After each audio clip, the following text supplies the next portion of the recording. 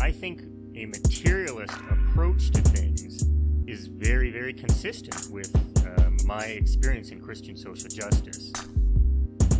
I feel like the deeper I get into anarchist practice, the deeper my faith is getting at the same time. I would hope that, securing means of life for all would be something all people of faith would say, oh yes, that's at the basis of what we believe.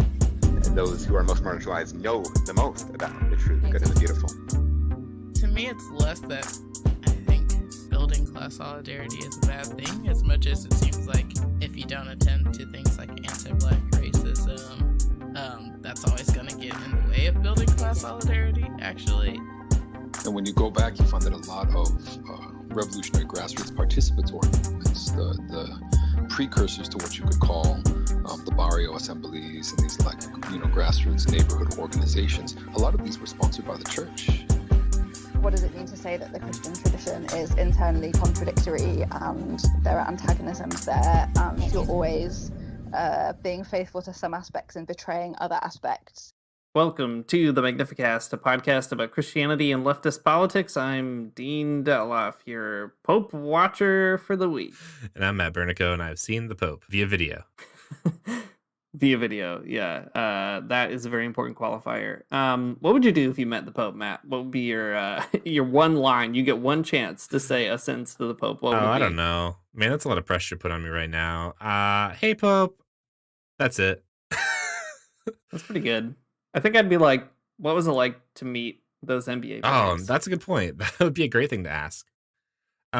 My thing is I'd be, I'm not Catholic, is what I would say. But you seem cool. Right. I'm not Catholic would be a pretty good opening line, because then you're really putting it back on him to figure out what he's That's say. right. I want to shift that power dynamic, because it's like, Mm-hmm. I am nervous to meet the Pope. But I want him to be nervous because now he has to prove himself to me, that he has to put in the work in this very moment to kind of impress me. I'm not going to kiss his ring because I'm not Catholic. It's so important that he knows that. Mm-hmm.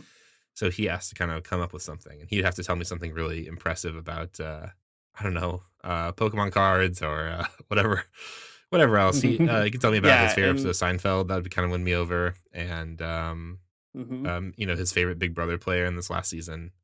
Any of those things would do a lot for me, I think. That's what you want to do in an interview, because that's how you get the power back. And pretty soon it's going to feel like you're interviewing the Pope and not the other way around. And when you leave, he's going to be like, yep, let's hire him. He's got the job. That's right. I didn't know I was going to be in a job interview, and neither did the Pope. But here I am, the CEO of the Vatican now. Yep. So pretty good. Leading the congregation of faith and video games. That's right. They're going to put me on there. That priest that's running the Minecraft server, they're going to kick him out, and they're going to say, this guy can do it now. He's not Catholic, but we'll let him do it. I forgot about that whole situation. I gotta go. I gotta get some updates on that, how that's going. All right.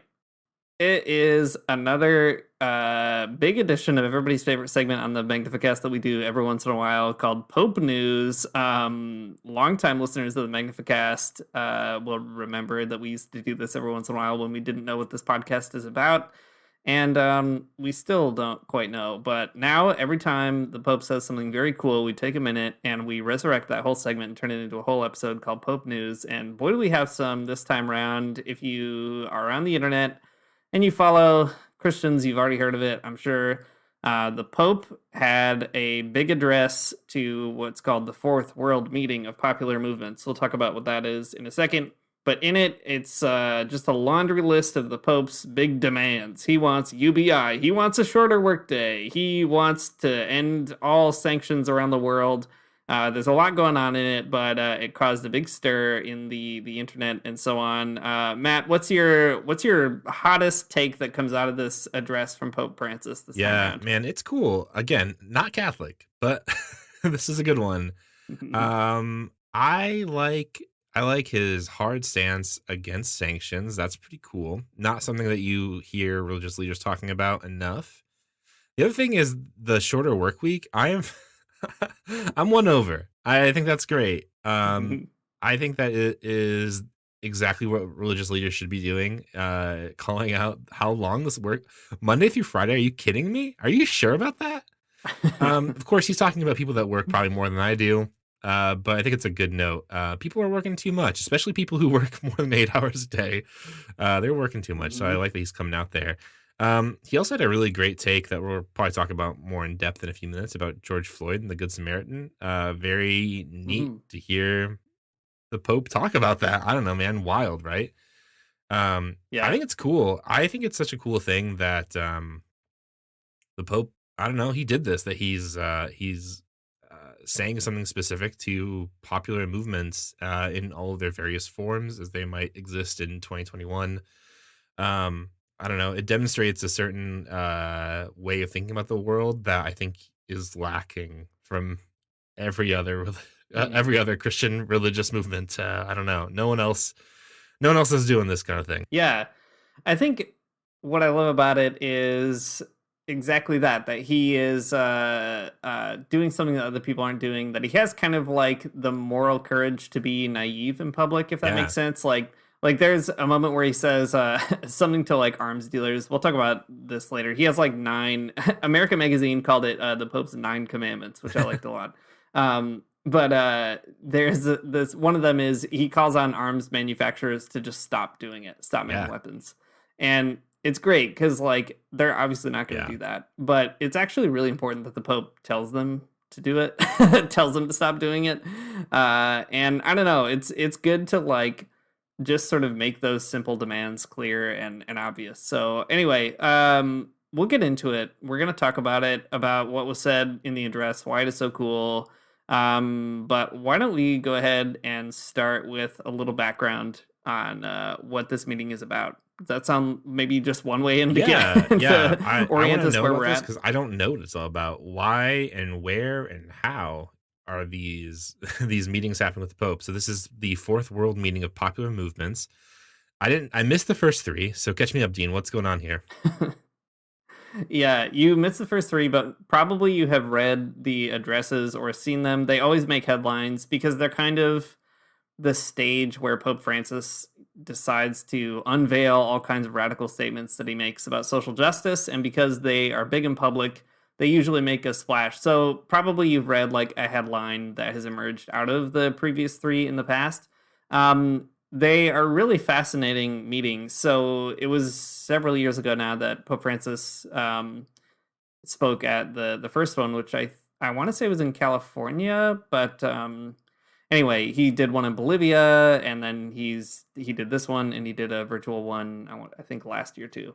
And the idea is that Pope Francis, if you read Laudato Si or Fratelli Tutti or his other addresses, he really leans into this idea that popular movements like civil society is the major locus for change.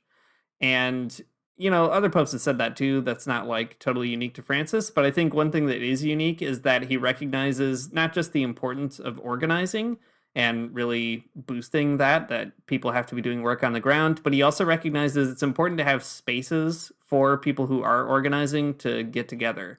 And that is part of the goal of these meetings of popular movements. They're spaces for popular movements to engage. And there's an office at the Vatican that's kind of, it's oriented around what's called integral human development. But what's really fascinating is like, if you dig into it, there are representatives who sit as kind of a part of that office and who contribute to putting these meetings together.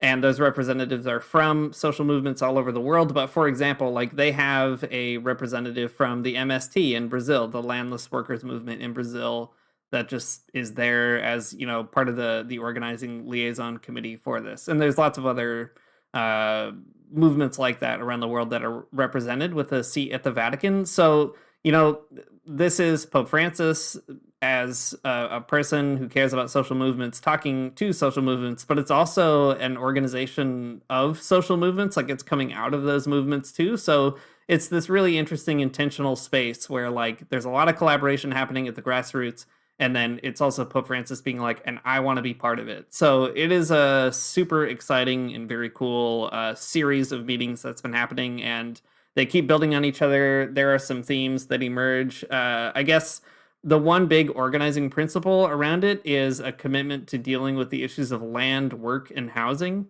Those are like the three organizing principles that kind of unify all of these meetings. So there have been developments, like if you read all of Francis's addresses, you can kind of see him like leaning into different parts of those, but it's those three things that kind of form the core base. So yeah, it's a really fascinating initiative at the Vatican level. Yeah, for sure. There is this like, I don't know, maybe this is not exactly right, but in Protestant Christianity, though, at least, there's this feeling that like, well, you got to go to church if you want to be a good person, right? And I guess that's probably Mhm. exists in Catholicism too, maybe articulated differently. But this is such a cool approach though, where it's like, actually, the good stuff's happening not necessarily in the church, right? Like these popular Mhm. movements are really important to, um, I don't know, figuring out society and kind of like working out, how do you have like a good society? And it's like, well, maybe the church is doing it in some ways, or at least it's trying to, grasping desperately, trying to do that, but not like doing it very Mhm. well. But popular movements outside the church are actively engaged in this kind of thing. So it's interesting to kind of hear that sort of arrangement though, where it's Pope Francis wanting to be a part of those things and kind of like involving himself in those things rather than just like telling people to come to church or something. Yeah, and the way that he involves himself in it is really impressive too, because there's a line even in this address where Francis says something like, Catholic principles don't have all the Yeah. answers, but I think they have something to say, and I think that's the most impressive thing is that it is intentionally not a paternalistic attitude Hmm. towards social movements or being like, oh, if you just listen to the church or just read our encyclicals, you'll have it all sorted out. It's like, you guys are doing really good stuff. And like, as the leader of the Catholic Church, like, I want to kind of say, and here's what our tradition says, and I hope it helps. Yeah. I think like that's a really good posture to have. Totally, I think it is too. Okay, well, on that note, we've got some of the groundwork laid here about the fourth world meaning of popular movements. So I guess what follows, we can kind of just talk through some of the high points and maybe what they might mean and figure it all out together. Let's do it. Why don't you pick a place to start, Matt? I've been I've been so psyched about all this all the background info. Get us into the text. Yeah, for sure. Um, okay, I think that the best place to start is not the beginning. And maybe let's dive in here. Okay, I think the most some of the most interesting stuff is Francis' comments on George Floyd and that kind of stuff is very cool. Mhm. But before we get there, I think let's talk about sort of his let's talk about his commandments. I think maybe that's the best entrance into the actual text itself because that those are the Sure. places that like Pope Francis is kind of getting into it, and those are his values that he's like looking for, and like he finds them in social movements at different places. So maybe we can start with those big commandments because they are pretty fun. Yeah, yeah. Yeah, all right. There's 9, so we can do them in like a speed round maybe and then draw out the radical angles or something. That's right. All right, let's do these 9 good commandments, a speed run of them. I'll do 3 of them here. I'll just kind of read them really quickly, and we can stop to talk about them if you want to. Yeah. All right. First, I ask all the great pharmaceutical laboratories to release the patents, make a gesture of humanity, and allow every country, every people, every human being to have access to the vaccines. Hell yeah, let's do that. Number 2, in the name of God, I ask financial groups and international credit institutions to allow poor countries to assure the basic needs of their people and to cancel those debts that are so often contracted against the interests of those same people. All right, you're speaking my language, dear Pope. Nice. The third one, in the name of God, I ask the great extractive industries, mining, oil, forestry, real estate, agribusiness, to stop destroying forests, wetlands, and mountains, to stop polluting rivers and seas, to stop poisoning food and people. All right. At the very top of the show, Dean, you said these are a little bit naive, and yeah, I mean they are, but like I think that's kind of what rules about them is because there's no nuance, there's no hedging, there's no I don't know, there's no like I know this is a tough political situation, we can't do all these Yeah, things. It's yeah. just like how about you stop doing awful things that like make it hard for people to live their lives. And I think there's something I Mhm. can really appreciate about the very like I don't know, like forceful yet naive way of laying these things out. And every single one of them is good. Cancel debt, give people vaccines. Um, Intellectual property sucks. Get rid of it. I guess in the case of vaccines here, and then stop extractive industries. It rules. Everyone just goes last. Yeah. I like too that they begin with the in the name of God, right? That Francis is really I guess striking that prophetic tone in a way that's encouraging to see too. And it does what a prophet does best, right? You don't see Isaiah and Amos and Jeremiah and all these people walking in and making 1,000 qualifications. It's like, this is this is just the way it is, right? There's that kind of frankness about it that's really refreshing. I think there's also a lot of interesting subtleties. Like, Francis is a very fascinating pope. I always describe him as kind of a diplomat, which is maybe not the way most people think about Francis. So, for example, like the second one here that you read, calling on financial groups and credit institutions to cancel debts, like that is very good. What's weird is when you read Francis talking to the IMF and the World Bank, for instance, like he just did, he's a little more cautious, or I don't know, like, I guess it's a question of audience. Like, he knows that he can't just go there and be like, stop it. But he'll say, you should ease these debt burdens, and he'll talk about why debt is bad and so on and so forth. But in this context, when he's speaking to popular movements, right, to the people who represent kind of the hope of change, it's there where he's going to be like, no, I'll make the maximal demand because these are the people that are really making the demand. I think that is just a kind of interesting rhetorical move on his part. Yeah, definitely. That's interesting. Okay, let me do the next three. Wait, before you do, it is very funny also, though, just as a side note, that I think this is kind of a slip of the tongue, but when he says the great extractive industries, he lists mining, oil, forestry, and real estate. Noting real estate as an extractive industry is very funny, and I'm into it. We should lean into that. Yeah, I agree. Too many people extracting affordable housing from communities or something. I don't know. But yeah, he's right. All right, here are the next three. In the name of God, I ask the great food companies to stop imposing monopolistic systems of production and distribution that inflate prices and end up withholding bread from the hungry. In the name of God, I ask arms manufacturers and dealers to completely stop their activity because it foments violence and war. It contributes to these awful geopolitical games, which cost millions of lives displaced and millions dead. In the name of God, I ask technology giants to stop exploiting human weakness, people's vulnerability for the sake of profits without caring about the spread of hate speech, grooming, fake news, conspiracy theories, and political manipulation. Oh man, some good ones here too. Not quite as spicy as end debt, but this is pretty good too. Ending war is a good one. I'm all about it. Yeah. Again, just some. I don't know. I imagine there are there are Catholics that work for. I don't know, any of the big weapons manufacturers. I wonder how they feel reading this. Probably bad. And they should. I mean, like Eric Prince, right? Betsy DeVos's brother. Yeah. He it's escaping me. What's the big famous mercenary organization that he owns? Oh, Blackwater. Blackwater, yeah, exactly. He converted to Catholicism famously, and I'm sure he does not lose sleep over the Pope telling him that his job is bad. Yeah, but nevertheless, it makes me feel better as a person in a popular movement. I appreciate too. The Pope has written a few times in this thing here, but also in Fratelli Tutti and elsewhere about technology and social media. I think it's always very fascinating when a very old man who's probably never touched a computer does have something to say about Facebook or whatever. I'm just kidding. He probably has touched a computer before, but still, he's not out there on the gram doing it, doing any TikTok dances.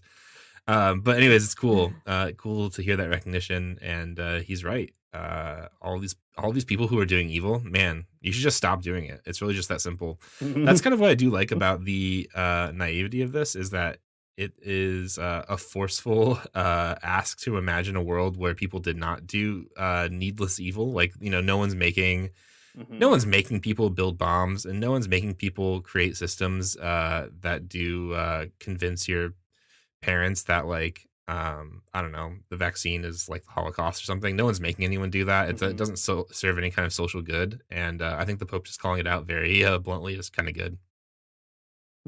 Yeah, I agree. It's good. Good job, Pope Francis. All right, I'll read the last three. I'll give you a break on this one. All right. In the name of God, I ask the telecommunications giants to ease access to educational material and connectivity for teachers via the internet so that poor children can be educated even under quarantine. Fascinating demand. 2, in the name of God, I ask the media to stop the logic of post-truth, disinformation, defamation, slander, and the unhealthy attraction to dirt and scandal, and to contribute to human fraternity and empathy with those who are most deeply damaged. And third, in the name of God, I call on powerful countries to stop aggression, blockades, and unilateral sanctions against any country anywhere on earth. No to neocolonialism. Conflicts must be resolved in multilateral fora, such as the United Nations. We have already seen how unilateral interventions, invasions, and occupations end up, even if they are justified by noble means and fine words. Yeah, man. Spicy. Yeah, so this whole section ends with this statement that I think does rule. So Francis says, the system with its relentless logic of profit is escaping all human control. It is time to slow the locomotive down, an out of control locomotive hurtling towards the abyss. There is still time. A really wild Virilioan moment about the locomotive of capital. But it's great, though. A great recognition. Again, sort of that prophetic tone that, I don't know, you don't have to do things in a way that like makes people die or like, harms their life or limits their life in such a way. You could just do something different. And it's great to have a moral voice that tells you that. Yeah, and we couldn't pass by that train analogy, I think, without mentioning Walter Benjamin as well, Yeah. right? Where Benjamin says the revolution is not the locomotive, but it's actually the brake on the locomotive, slowing everything down. So here you go. You've got Benjamin Pope saying you gotta you gotta hit the brakes, not not hit the gas or whatever on revolution. That's the true revolutionary position. And here we are. We finally got Benjamin Pope. It's great. There is still time. Any moment is a moment through which the Messiah might enter. That's great. We've all been asking for the Walter Benjamin Pope for years, and now we got him. And it's just like you'd imagine. Yeah, we had Habermas Pope last time, Wasn't and great. that also went just the way that you can imagine. Exactly. Yeah, So return to sender. No, I thank think you. it's all panning out. Yeah, so these are the 9 commandments of Pope Francis, and they're all good. They're all good commandments. I think, I don't know, we could spend a lot of time breaking them all down, but maybe just talking a little bit further about the technology piece, because that's been interesting to me. Like, first of all, I am reading this differently than I've read the other 3 letters to the world meetings of popular movements, because now I'm actually in one. Now I'm part of one. I work for Development and Peace these days, if you haven't heard already, which is the solidarity organization of the Catholic Church in Canada. So like, it's weird to be on the receiving end of this in a way that is like I'm directly addressed in ways that maybe I was just observing before.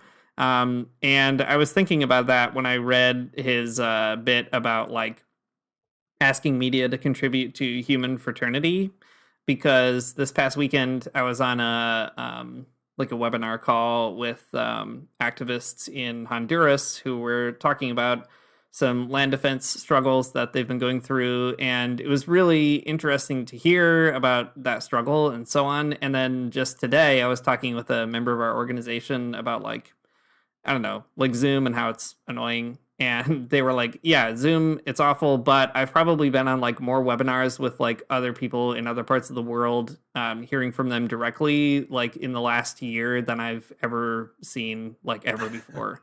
And I think that is actually really fascinating. You know, like Zoom fatigue is real, but like the idea that you could sort of you know, turn these platforms into I guess the utopian dream that the people have always promised about internets, right? That you can create these connective relationships that do actually make a material difference in the world. It's like, I don't know, I'm just kind of leaning into those parts of these commandments of being like, I'm in a social movement, how could I contribute to that kind of situation, or how are we already doing it? And I think it's cool. It's cool that Francis is encouraging folks working on the ground to make these commandments operative and not just sort of naive. Yeah, it is. It's really cool. I mean, man, there's a lot of things to say about technology, a lot of things to say about media, for sure, especially when it comes to this kind of thing. But it is good. I mean, like, I feel like a lot of people end up using these things really thoughtlessly. And I mean, whatever. You don't have the sort of intellectual tools to like handle those things correctly. I mean, it's fine. There's nothing wrong with you, just like a regular person. But it's good to even have these small bits of like, I don't know, ways to deal with like, what are we doing with these pieces of technology? Are we are we using technology in a way that is creating quote unquote fraternity in any way, or are we using it to, like, I don't know, yell at one another? It's great. It's a good note, at least. Yeah. Maybe before we move on from these commandments, we should also spend some time drawing out kind of the radicality of them, because I think I mentioned you've probably seen headlines from the other world meetings of popular movements in the past, and this one is, I think, making even more headlines than previous, for, I don't know, probably a lot of different reasons. But I think one thing I always find a bit frustrating about the memification of Pope Francis, if you will, is that so many things get lost in that memification process, and a lot of the things that Francis really is calling for or demanding get swept under the rug later on. So I guess what I mean by that is, like, the last commandment here is calling on powerful countries to stop aggression, blockades, and unilateral sanctions against any country anywhere on earth. So, like, no ifs, ands, or buts about it. Like, drop the blockade against Cuba, stop Venezuela, sanctions, stop sanctions on whatever country, Iran, the DPRK, or whatever it might be. That is, like, a really radical demand, because the US has no intention of doing it. And I think, like, there's so much hay made about, like, having a Catholic president, or even in Canada, we have a Catholic prime minister, right? And people love to kind of talk about that and establish their Catholic bona fides and interpret them with kind of the most good faith they possibly can. But at the end of the day, like, this is one profound disconnect. Like, Pope Francis is saying you should not be blockading these countries, and nevertheless, they're saying, like, we are fully committed to keeping these blockades in place, right? And I think that's important to zero in on where Pope Francis is being very radical, and just allowing that to speak for itself and not get tamed down by the media machine or the memification of progressives who like when he says some progressive stuff. Yeah, exactly. I mean, so much was said about Joe Biden's Catholicism when he was elected. I mean, just like article upon article about how he was like, he's the progressive Catholic candidate or whatever. It was, exhausting, to say the very least, right? It's just like so much stuff about how he's, the religious left, all this kind of stuff bubbled up around the election. And I don't know, now the media is I don't know, silent about it, right? Like, what does that all kind of mean, or what does that get you in the end? You have, I mean, the Pope, the literal leader of that religion, giving some very clear moral guidance about international politics, and we don't hear about that religious left anymore. It's just like kind of lost in the wayside, and whatever. It's just, I mean, last week we were mad that no one's covering no one's covering liberation theology anymore. No one wants to hear about Leonardo Boff or whatever. But this week, I guess I'm just mad that, like, where'd all that energy go? I don't know. It's so frustrating that it's we sort of religion writers are quick to promote the progressive nature of Joe Biden and his religion when it kind of suits them. And then when it doesn't, when, like, things aren't lining up, or when the Pope, like, actively calls out, like, the literal policies of the current administration, it's all silence. It's like nothing. I don't know. Yeah. Pretty frustrating. It is. It's extremely frustrating. So I guess hold on to that. I don't know. Like, let those 9 commandments be what they are, and let their naivete be what it is too. Like, it's important to see that as a really significant moment of radicalism that Francis is talking about. Pope Francis is not pretty much not the person that anybody wants him to be, for better and for worse, right? Like, he's not as radical as you want him to be. He's not as conservative as other people want him to be, whatever. And I don't know, the Pope's the Pope, so what more can you want? But at the same time, I do think that, like, Pope Francis is adding all these little pieces to the Catholic tradition that are actually really significant, or highlighting those pieces at least. And I think it's similar to what we were saying about St. Francis a few episodes ago. Like, St. Francis opens up this radical space within the Catholic Church. And even though that space gets closed down in a lot of ways, whether it's through the formalization of the Franciscans or disciplinary actions by whatever, a bishop and so on, nevertheless, that sort of opening never gets fully, like, filled in, and it always threatens to come back up or whatever. And I think it's telling that, Pope Francis takes his name from St. Francis. And I think there's a similar dynamic happening there too, that Pope Francis is creating all these openings. And I don't know, no one's ever going to be able to like close that and be like, well, you can't say that. I think that's actually very cool. Yeah, I agree. Whenever I think really hard about religion and like how it sort of functions, I mean, Christianity specifically, I guess what I'm trying to say. I think about this one book that is pretty, I don't know, pretty niche, I guess. So there's a book called Canticle for Leibowitz, which is a pretty famous novel written by Walter Miller.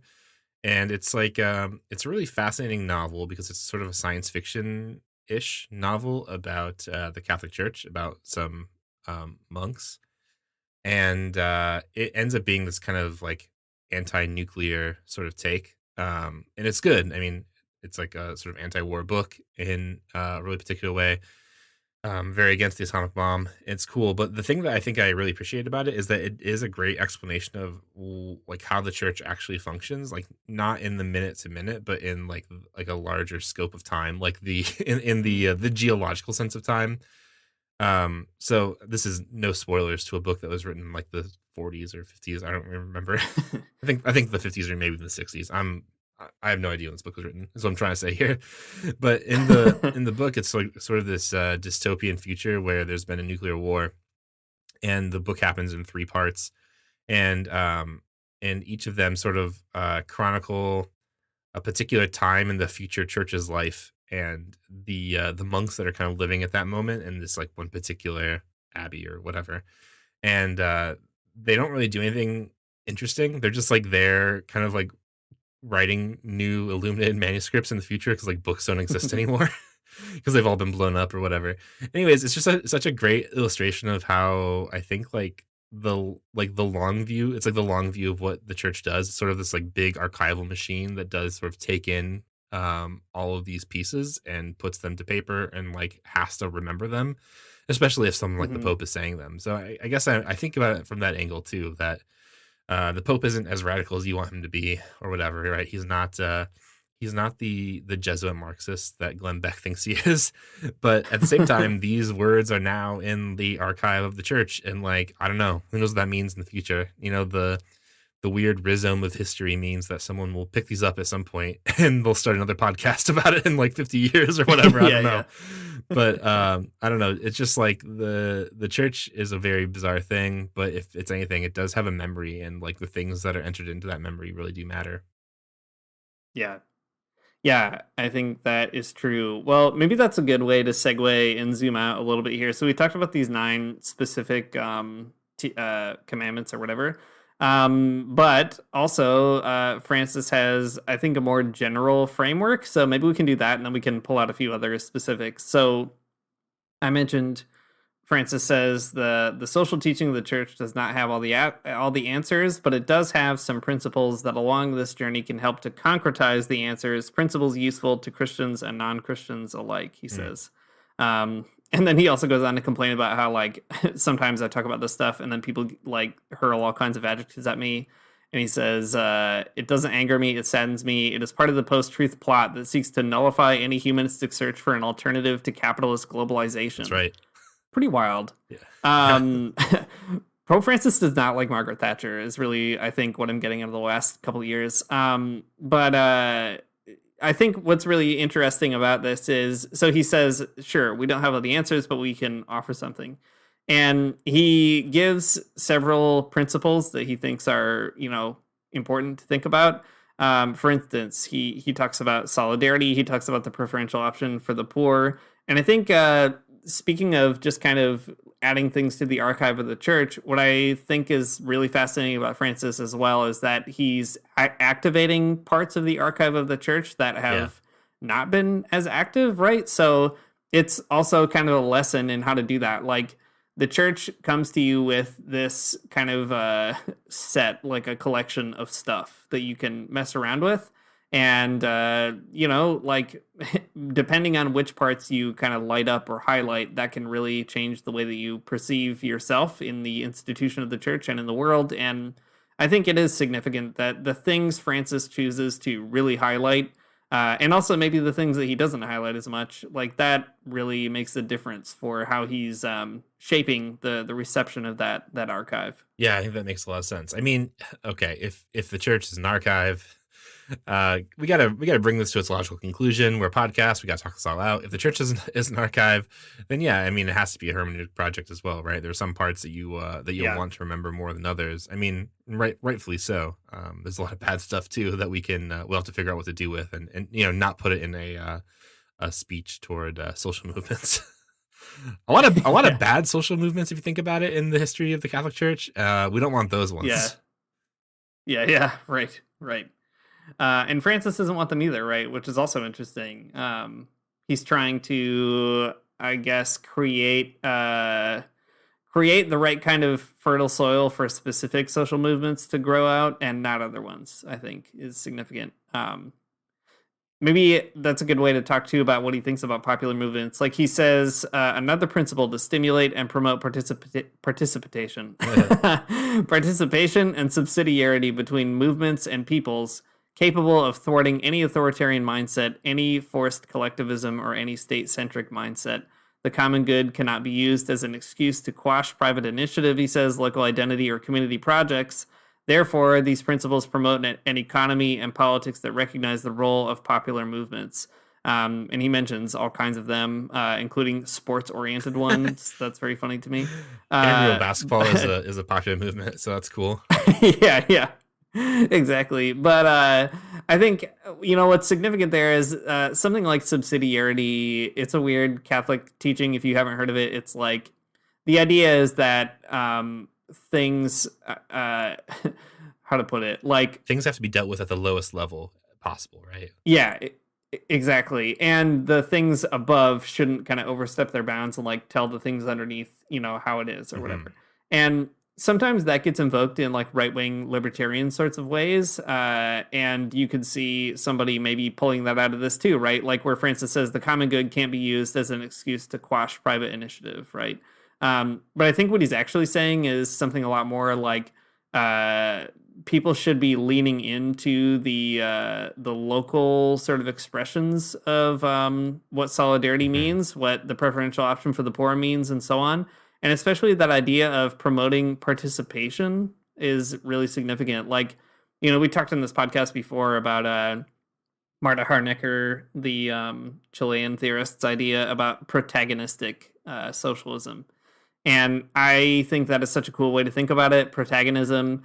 Pope Francis also uses that word a lot, protagonism, and I think it goes hand in hand here with something like participation, right? And that's really the key of popular movements, that they are like an apparatus for creating protagonism, right? For creating participation at the smallest level. And I think that is actually very cool. It's a good thing in this particular moment after the collapse of the Soviet Union, and all the rest of it. Like, it's important to sort of build those social bases at the bottom and figure out where that can take you. Yeah, I think that's right. I mean, I read this section, the popular movement section, and I thought, this is the Chavista Pope for sure. Right. I mean, obviously I'm reading my own sort of set of values and thoughts into it, but participation and subsidiarity, and not forced collectivism or state-centric mindset is like the communes for sure, right? It's a state apparatus that enables the leadership and the protagonism of like popular movements to kind of do their thing. I think that's cool, man. I don't know. Sometimes it seems like Christianity just needs to get out of the way of the left or something, or Christianity just needs to like lift up projects of the left. But I think this is a good idea that the left should just kind of pick up, right? That there's this there's something good here about subsidiarity, like you said, can be kind of a thorny topic, but put in this particular way, I think this makes a lot of sense in this language. There's an organizational principle here that I think is very neat. Yeah, I think so too. Well, let's talk a little bit more about some of the specifics in here. So we've got a good sense of the framework. We got the 9 demands or whatever. But there's lots of other like bits and pieces that stand out. And we should talk about the George Floyd passage, I guess, because I think that's a big one. And there's a lot to say about it. So I'll read it and then I'll get your thoughts, Matt. We'll go from there. Yeah, please. So Francis says, do you know what comes to mind now when, together with popular movements, I think of the Good Samaritan? Do you know what comes to mind? The protests over the death of George Floyd. It's clear that this type of reaction against social, racial, or macho injustice can be manipulated or exploited by political machinations or whatever. But the main thing is that, in that protest against this death, there was the collective Samaritan who is no fool. This movement did not pass by on the side of the road when it saw the injury to human dignity caused by an abuse of power. The popular movements are not only social poets, but also collective Samaritans. Yeah, it rules, man. Yeah, I think it's so too. Cool because, okay, the story of the Good Samaritan, if you're not a church person, I mean, it's probably within the sort of cultural milieu that you just know about, but the Good Samaritan, there's a person, they've been beaten and robbed on the side of the road.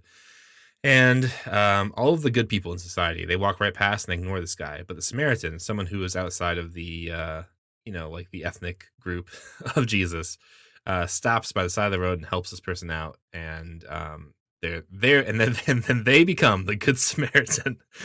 And that should be like illustrative, right? That it doesn't matter if you're from a sort of priestly caste or you're like, I don't know, you tithe a lot at church. Doesn't mean shit if you don't stop and actually, like look out for somebody else. And man, it's such a great way to think about the George Floyd protests, because it's exactly the same, right?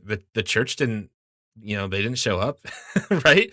Like, I mean, I'm sure church people did. And like, there are lots of clergy that ended up being like, active in that particular movement, but it's not like they were the people that were rushing to, defend Black lives or something, right? There was sort of a larger movement that, drew a lot of people in. Anyways, it's just it's a great example. That's why popular movements are good, because like they're the people that are actually looking out for others. They have a sense of the common good when like even the good people, quote unquote, in our society don't. It's really fascinating too that he picks on that example as a way of illustrating what he thinks about with the Good Samaritan and solidarity, because Pope Francis has made a point of being a global pope and intentionally choosing examples that are not European and not as much from the US. But the fact that Francis chooses this as an example, I think, is illustrative, first of all, of the fact that the George Floyd protests did become a global event. I think we talked before on either this podcast or the walk-in or something at some point that, there were big Black Lives Matter protests in like Brazil, for example, that were sparked by seeing protests in the US. There were protests in France, here in Canada and so on. And I think it's really telling that Francis is valorizing that on purpose, because it's also a flashpoint in the US church. Like, there was a ton of discourse about Black Lives Matter before George Floyd's death, before his murder. And if you read like bishops' statements about it, they are not always, how to put it diplomatically, they're not examples of prophetic courage. Yeah, Let's put it that way. Yeah, totally. And they definitely are also not necessarily siding with the social movement, right? Like, they're often just kind of like, I don't know, both sides and so on. And I feel like Francis is really doing a not so subtle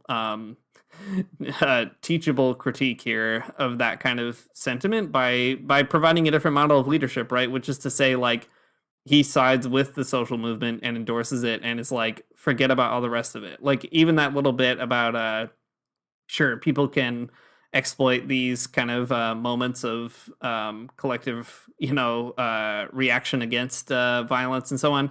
Like, he just dismisses that, I think, as a concern, basically, right? The idea is that the collective Samaritan is no fool. That's a very powerful line. I think you get the sense from a lot of ecclesial leaders that they do think that people who go to a Black Lives Matter protest are foolish, right? Or the protests themselves are foolish. So I don't know, like, I was really impressed by seeing that specific example in the address. Yeah, that there's something to that too. Like, we were saying that these the commandments, Pope Francis commandments, they are like Mhm. naive or something, right? They lack the nuance that you would expect from someone who's like talking about politics. But then when it does come to the George Floyd protest, there is actually a lot of nuance in this particular statement, and he's Yeah. like kind of brushing off the detractors. Like, of course, they can be manipulated. Like, are you some kind of idiot? Like, duh. So it's very funny the deployment of nuance and sort of like savviness about politics. It comes and goes in some very cool ways. Yeah, I mean, it is. I guess, like I said earlier, I think Francis is a master diplomat. Like, he knows when to say something specific and when to kind of back off. Well, all right, Matt. I'm in the Catholic popular movement, but you're in the labor popular Yeah. movement. So, what do you think about Francis's labor stuff in here? There's some big ones. There are some big ones. Some I don't know what to do with. Some I'm very excited about it. Okay. So later in the piece, after the commandments, you'll find it kind of toward the end. He kind of just pitches in a few ideas, just kind of out of nowhere, sort of not really introducing them or arguing for them, but he just says, we have to go on working together to make reality, sort of like the society reality. And now let me add two more things: the universal wage and shortening the workday. Just kind of pitching them in there, and I think that rules. All these great things that you heard me talk about, yeah, let's do that. But also, here are two very specific things I think that we should do. Okay, I myself don't have a strong opinion about universal basic income. Well, maybe I do have actually a lot of thoughtful opinions about it, but it's just like it's a very complicated topic that is like it's good and it's bad and it needs lots of like qualification. But shortening the workday is, I think, something we can all get behind. Hard to be against a shorter workday. There's a little bit more here that kind of gives some more nuance to what he's talking about. So I'll read this too, and we can get into it a little bit more. Francis says that shortening the workday is another possibility. The minimum income is one, the reduction of the workday is another, and one that needs seriously to be explored. In the 19th century, workers labored 12, 14, 16 hours a day. And when they achieved the 8-hour workday, nothing collapsed, contrary to what some sectors had predicted. So I insist, working fewer hours so that people can have access to the labor market is something that we need to explore with some urgency. That was a quote, but not important. He goes on to say, there must not be so many people overwhelmed by overwork and so many others overwhelmed by lack of work. Okay. Pretty cool. I think this makes a lot of sense. Despite any of like the conversation around UBI, I think this thing about the workday makes a lot of sense. Again, I have a pretty cushy job that I do like on the computer. I do lots of computing on the day-to-day basis. Ones and zeros. I'm pressing the return button quite often, and it's great. But some people actually do very difficult jobs, like pick produce, or work in a factory, or drive a truck or something, right? And man, I think it's bad. I think it's bad that we let work kind of dictate our life. I think it's bad that that we like have not changed the way we think about work. We can definitely have more days off. We can definitely work less hours in a day, and nothing's going to be bad about it. It's going to be good, in fact. It's such a good thing though, because like, I don't know, I'm just taking kind of the folks I organize with into perspective here. Like, if all of a sudden like the restaurants in your town were not open 24 hours a day, 7 days a week, would that be a bad thing for you? No, it would probably be fine. It would probably be good for you, even. It'd probably be good for everybody. You don't need to go to McDonald's at 3 a.m., even though you might like to. Wouldn't it be great if like people didn't have to work as much? I wish the Pope, I mean, the universal wage is is interesting, right? But I think there's a lot more nuance around that he could talk about. Wages are very complicated. But anyways, I'll say I'm here for it. I think these are great suggestions. Let's work less. Let's give people more money. I'm all about it. It makes a lot more sense than just kind of like, I don't know, the haphazard way that it's all sorted out now. It's very bad. So let's do it. My ringing endorsement for this. Well, there you have it, from a bona fide person in the labor movement. Let's do it, Pope Francis. Well, maybe that's a good way to just sort of end on the reaffirmation that Francis does of the principles that motivate these movements, which are land, work, and housing. I think they're good radical commitments to have. To build your whole unifying principle around those three things is really significant, right? Like, I like it because it pulls together like the land is really significant insofar as it relates to the struggle of indigenous peoples, which comes through in this event, the struggles of farmers and subsistence workers and so on, right? The kind of like non-proletarianized labor force, which is actually quite a lot of people in the world. That is really important. That coupled with work being kind of the affirmation of the proletarianization of the planet. And then lastly, housing being especially an issue that's almost like in between, right? I guess, I don't know, to use like Marxy class terms, I kind of maybe rightly or wrongly see that as the lumpen proletariat question, right? So it's like really trying to target all these different economic classes in society, and that becomes the organizing principle for all these movements. I think it's a really cool thing to I don't know, like to make that the nexus. It provides a lot of radical possibilities, and man, land, work, and housing. If you could get a bunch of Christians to care about those three things all the time, we'd be a lot better off. Yeah, absolutely. I think that's exactly right. Yeah, as you're right, as a nexus of things, centering your sort of ethics or having something very important, or having like a moral voice in those areas is probably the best thing that Christians could do. Who cares why millennials aren't coming to church? Who cares? I don't know. Liturgy, I guess, is important for some people, but like, I don't know, if you don't have a strong moral voice in any of these areas, like, I don't know. I don't really want to go to that church. It's not interesting or important to me if you don't have something to say about those things.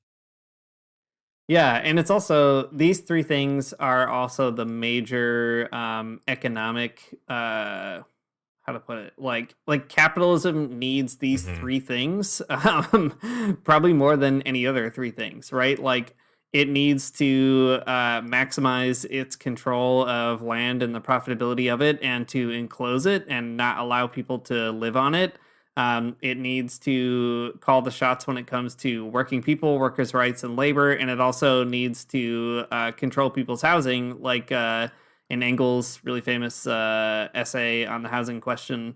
Engels has this like wild explanation of why landlords exist, and like how it's actually a really delicate dance for like capitalists to pay their workers enough to like pay their rent, but not enough to make them feel like safe. Like, that's really important to keep them employed.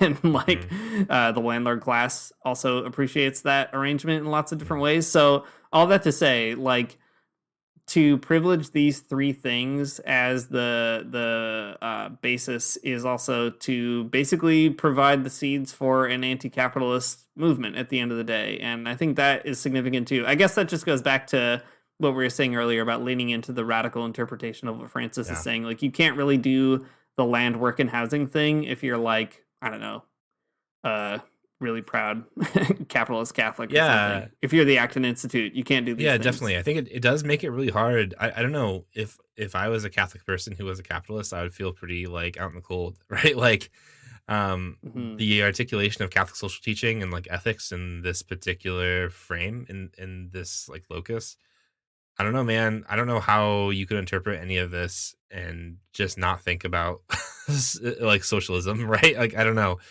I don't know how you could formulate any of this without putting the social before capital. You know, I mean, Francis wouldn't say he was a socialist because he's like you said, a diplomatic pope and not bombastic, but I don't know, in everything he's saying right here, there's really no way to articulate these things politically without talking about socialism.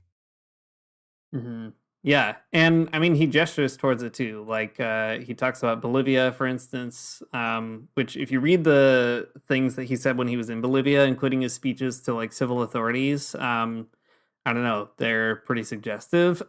He also says in here, he mentions Buen Vivir, which is an indigenous social philosophy. I don't know, that's not the right way of putting it, but it's a concept that has sort of emerged out of indigenous movements. Maybe that's a better way of putting it, in Andean countries, but especially Ecuador, where it has become like codified in a number of different ways into policies, at least under Correa.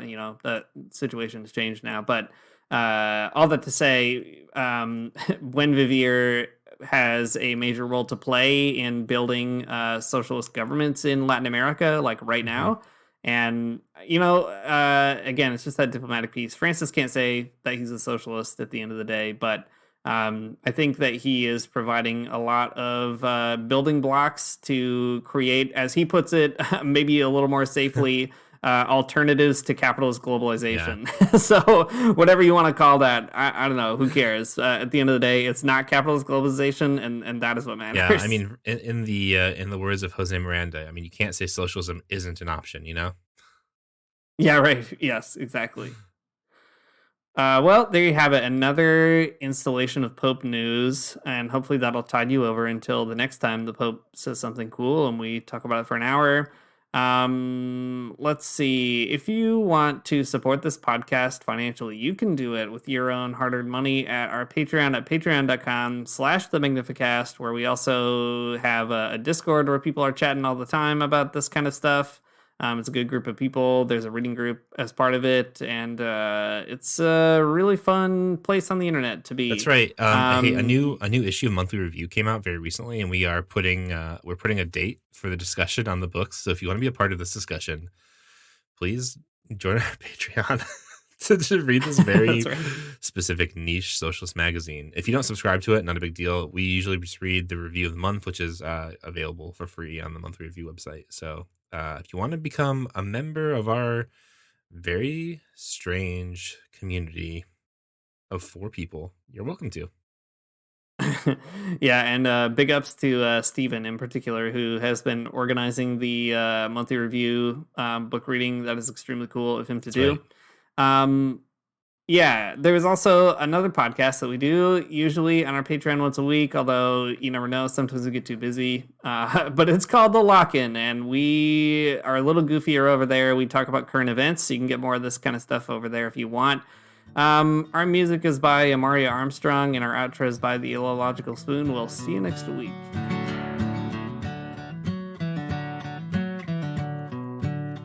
I don't wanna get up for church in the morning, souls alive.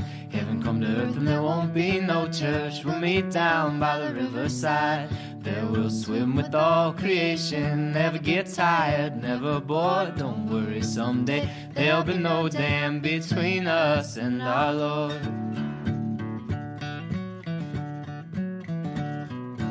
Jackson, keep your hoods up.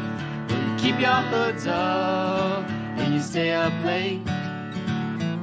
In Jackson, you keep your hoods up. Well, you keep your hoods up and you stay up late. Oh, don't mind a cold night, but we might mind if you leave too soon. So come on now, it's still early. At least I would else.